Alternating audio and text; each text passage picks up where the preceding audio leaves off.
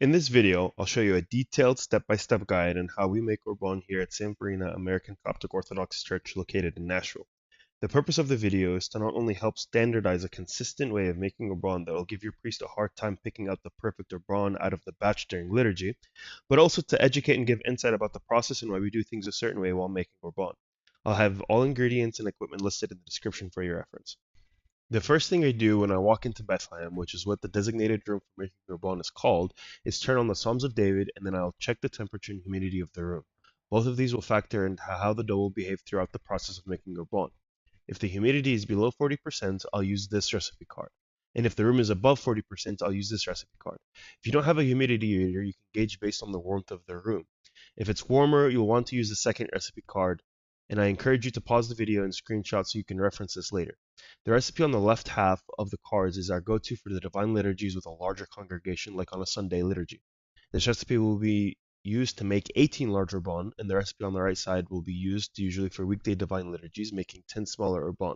In this video, I'll be making Orban for a weekday liturgy and using this recipe card. However, the process is exactly the same for the larger Orban. Because it's cooler than 80 degrees in the room at the moment, I'll go ahead and turn on the ovens now to help warm the room up. The Lord is my shepherd, I shall not be in Once I've want. decided on the recipe I'm going to use, I gather all the equipment I'll need. A scale that is set to measure weight in grams, a dough knife, our Orban stamp, a dough ring, a rolling pin, the mixing bowl for the mixer, a separate bowl to weigh our ingredients, and our flour, yeast, and warm water.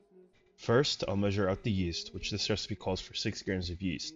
Once I've measured that out, I'll add it to the mixing bowl. Something to take note of, we keep our yeast in an airtight container and refrigerate it to help preserve the yeast and make sure it doesn't go bad. Your rod and your staff, they comfort me. You prepare a table before me in the presence of my enemies. Next, I'll measure out our water, which will be 608 grams, and I'll add that to the yeast in the mixing bowl, and I'll begin to mix the water and the yeast to make sure that the yeast gets activated. For the water, you want it to be around 70 degrees Fahrenheit. Too hot and the dough will get tough and make the Orban dense, and too cold and the dough will take longer to proof and could make it more difficult to shape later on.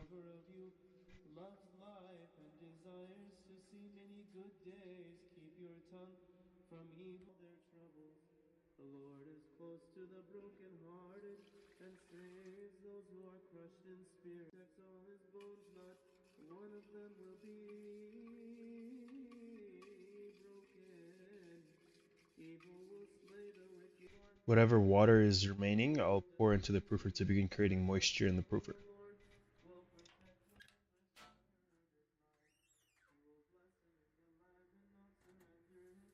He will bless him in the land and not surrender him to the desire of his foes. The Lord will succeed The last ingredient to measure is our flour, which the recipe calls for 936 grams, and then I'll pour that into the mixing bowl with our water and yeast mixture. The particular brand of flour that we use is called ADM 5 Baker's 5 Roses flour, which I'll have referenced in the description down below. Let them bring me to your holy and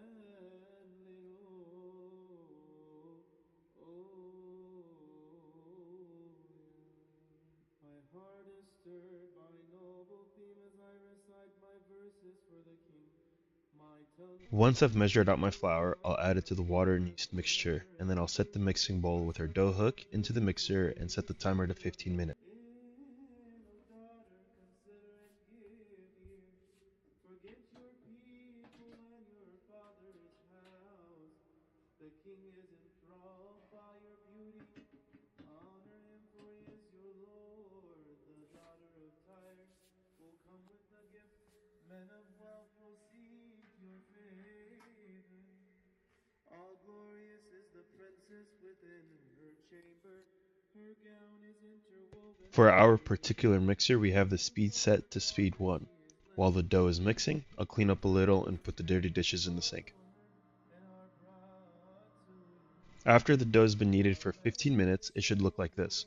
The dough should be soft and smooth without any lumps. Your right hand upholds me. They who seek my life will be destroyed. They will go down to the depths of the earth. They will be given over to the sword and become food for jackals. But the king will rejoice in God. Before I take the dough out of the bowl, I want to make sure the tabletop is clean, and then I'll lightly flour my tabletop and take the dough out of the mixing bowl and prepare to cut it into smaller dough balls.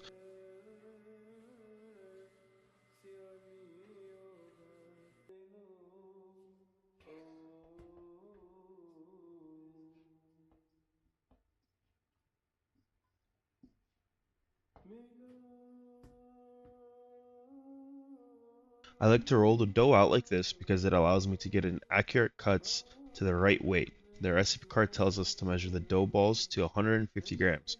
So I'll cut pieces out of the big dough ball until we get 150 grams. It's okay if you're off by just a few grams, but you really want to be as accurate as possible.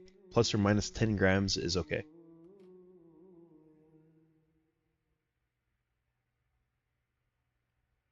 Hasten,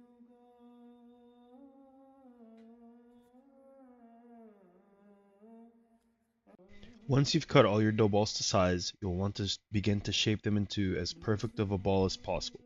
This is a very critical step because this is what will give you a nice, perfectly round bun after it's been baked. There are a few ways you can shape your dough balls, so if you have a preference of doing it that works, more power to you. I like to begin by grabbing the bottom sides and pinching them into the middle like this. It's important that you pinch the bottom so you make sure that it seals at the bottom and does not create any air bubble inside. Once I've done that a few times, I'll kind of lightly slam the dough onto the tabletop and then roll it out with the sides of my hands like this, rotating it around little by little until we get a perfectly round ball. Don't worry if at first it's a little difficult, it's definitely something that gets easier with practice. They go from string to string till each appears before God in Zion. By the end of your shaping, you'll want your urban to look something like this. And here's another angle about how you can go about shaping the urban. Show us your unfailing love, O Lord, and grant us your salvation. I will listen to what God the Lord will say. He promises peace to his people, his saints, but let them not return to folly. Surely his salvation is near those who fear him, that his glory may dwell in our land. But again, this is what you want your dough balls to look like. Once you've rolled out your dough balls, you'll want to cover it with the towel right away so it doesn't dry out. You'll do this for every dough ball one by one. After you've rolled all your dough balls, we're going to stamp the Orban. I'll grab the stamp, ring, and rolling pin from earlier and set them nearby. What I like to do is grab the very first dough ball I rolled out and grab the baking sheet we baked the Orban on. At San Farina, we use a baking sheet liner, so I'll take the liner off of the baking sheet, flip it to use the backside, and stamp the Orban directly onto the liner. I start off by placing the dough ball bottom side up onto the baking sheet and use a rolling pin to roll out the dough ball. It's important to note that I do not roll the entire dough ball flat though. I start about 2 inches from the center and roll outwards like this. And I do this all the way around slowly and evenly. This allows the urban to come out with an even and flat surface after it's baked rather than indented in the middle from the stamp. Usually I'll go around the entire Orban 3 or 4 times, and you'll want to take your time with this because this will affect how the Orban is shaped after it's baked. This is particularly important because one of the first things a priest notices during the offering of the lamb is the shape and color, so be sure to be intentful when rolling out the dough. Worship him, all you gods. Zion hears and rejoices, and the villages of Judah are glad because of your judgments, O Lord. For you, O After Lord, I've are gone the Orban to the good, desired diameter, I'll you put are the dough ring around the dough true, to help perfect the shape a little and round and it off those who love perfectly, the Lord will pushing the be dough in a little from where I glad. For overflattened his it. This also faithfulness helps me gauge where the center of the dough endures is to for the when I begin to end of stamp. the wicked. Once I'm satisfied with the shape, Light is I'll shed grab a upon pinch of the flour face and of very the lightly deep, dust the center of the dough. This will help the stamp mercy not on stick when you, stamping. our righteous Next, I'll place the face of the one, stamp into a bowl of flour and then tap the stamp onto the tabletop to remove the excess flour from the stamp. Once I've done that, I'll center the dough ring one more time and then center the stamp onto the dough. I'll double check and make sure it looks centered and press firmly and evenly onto the stamp. I don't like to go all the way down to the point to where it squishes the center of the dough because this will result in the dough sticking to the stamp, but firm enough where the engraving of the stamp will still show and remain after proofing. This will take some practice because not every stamp requires the same amount of pressure, but after the first few, you'll get a good idea of how the dough and stamp react to one another. Once I've stamped the dough, I'll give the stamp a little twist back and forth while pulling upwards. Most of the time it'll come off gently, but sometimes you'll have to hit the top of the stamp back and forth to remove it, and that's totally okay. Once I've removed the stamp, I'll grab the liner and slide the liner and or bun back into the baking sheet and cover it and repeat this process for the rest of the dough balls.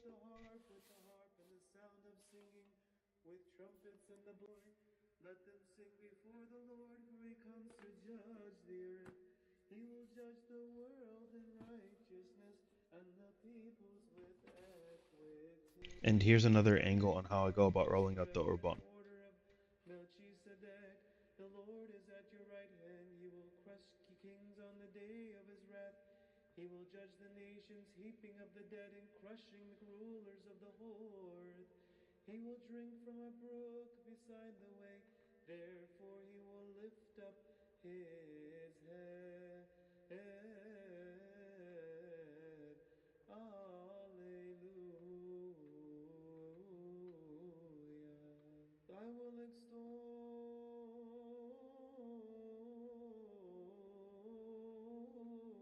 the Lord with all my heart in the council of the upright and in the assembly. Great are the works of the Lord, they are pondered by all who delight in them. Glorious and majestic are his deeds, and his righteousness endures forever. He has caused his wonders to be remembered. The Lord is gracious and compassionate. He provides food for those who fear him. He remembers his covenant forever. He has shown his people the power of his works, giving them the lands of other nations. The works of his hands are faithful and just, and all his precepts are trustworthy. They are steadfast forever and ever, done in faithfulness and uprightness. He provided redemption for his people. He ordained his covenant forever. Holy and awesome is his name. The fear of the Lord is the beginning of wisdom. All who follow his precepts have good understanding. To him belongs eternal praise. Alleluia. Blessed is the man who fears the Lord, who finds great delight in his commands. His children will be mighty in the land. The generation of the upright will be blessed. Wealth and riches are in his house, and After I've stamped all the Orban, I'll put the Orban in the proofer, which will help accelerate the proofing time for the Orban.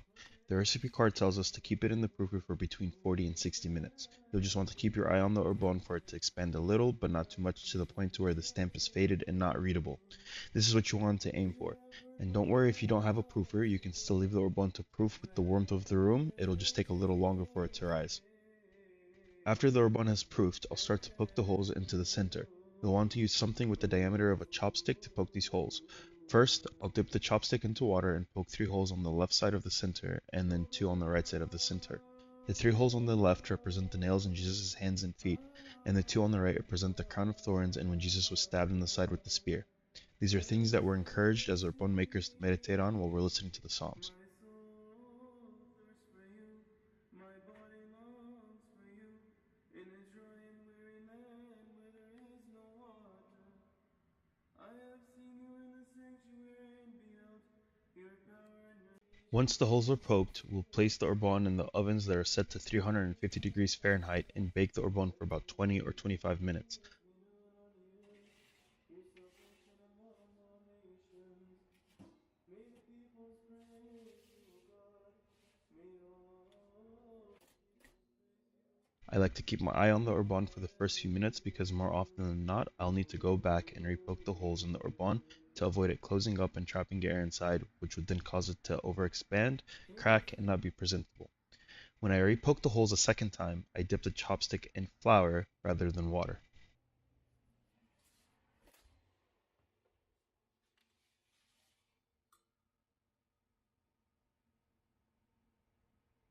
For the ovens we have here at St. Verena, it's very helpful to consistently rotate their buns so it colors evenly. I'll rotate the trays on the same rack about every 5 minutes, and you'll know the bun is done when it has a nice gold color forming around the edges. It's really important to be careful not to overbake the Orban because doing so will cause the Orban to be very dry on the surface, which will then cause flakes to fall later when the priest breaks the Orban. This is what I look for when I know the Orban is done baking. I'll set it aside on the rack and let it cool off for at least 15 minutes. Depending on how early I'm making the Orban for the liturgy will determine how I'll store the Orban. If the liturgy will begin within 4 hours, I'll store it under some towels. But longer than 4 hours, I'll put the Orban in a Ziploc bag after it's cooled off and will seal the bag airtight. This is a good time to make sure that you've cleaned all the dishes, swept the floor, and wiped off the tabletops that you've made the Orban on earlier if you haven't done so already.